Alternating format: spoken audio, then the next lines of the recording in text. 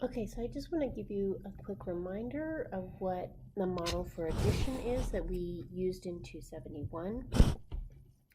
And so addition is defined really as like I have two groups of items. I combine those and I count the resulting group, right?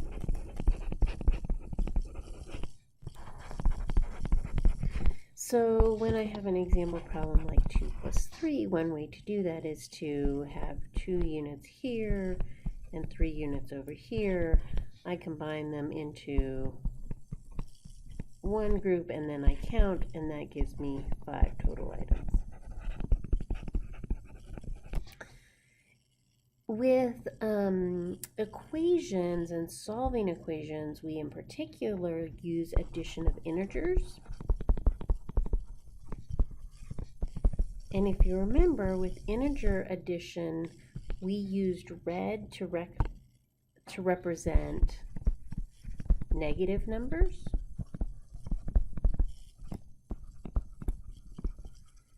And then black to represent positive numbers. So a problem that looks like 2 plus negative 3 might be again 2 black dots and 3 red dots. Again, I combine these into one group.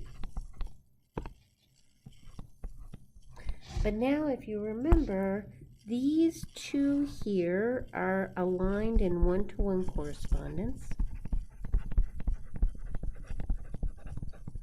And they're called a zero pair, right? Because they really represent 1 plus negative 1, which is 0 because those are additive inverses.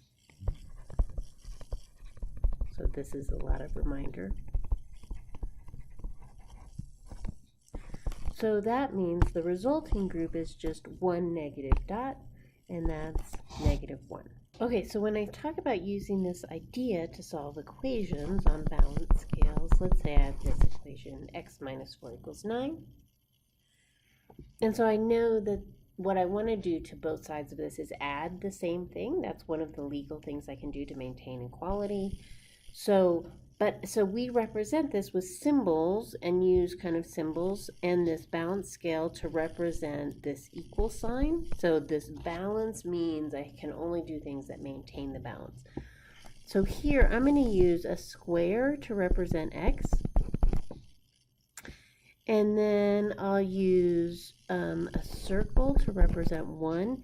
And then I'm also going to branch this off, and I will use a circle for a red circle for negative 1, and then here I'm going to use a green circle for positive 1, which means when I go to represent this on the balance scale, on the right side for sure are just 9 green circles.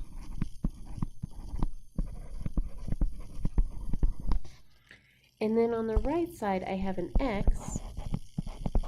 That's a square. My squares always turn out to look like triangles. I should just use triangles. And then I have 4 red circles.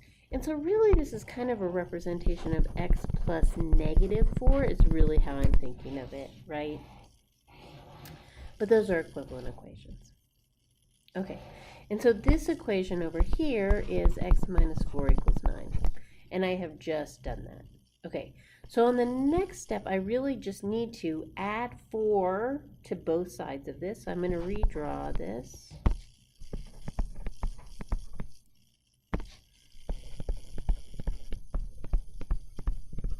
And I know that what I'm going to do is, maybe I won't do this in green. X minus 4 equals 9. I need to add 4 to both sides. And so I'll get x is equal to 13 on my, and so maybe really this x equal to 13 might be down here. So I'm going to draw another equation. But really here I'm going to add 4 to each side. So these and these will be right? 0 pairs. So these all zero out, right? This is what I'm adding 4. So I don't take them away, they actually equal 0. And then I'm going to add 4 right up here. 1, 2, 3, 4. Okay. And so I'm left with just x on the left side. And on the right side, I can draw 13 dots. 1, 2, 3, 4, 5. Oh, these should all be green because I'm using green for positive, right? You have to...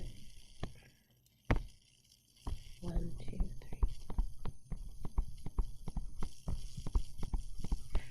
And that is the solution, x equal to 13.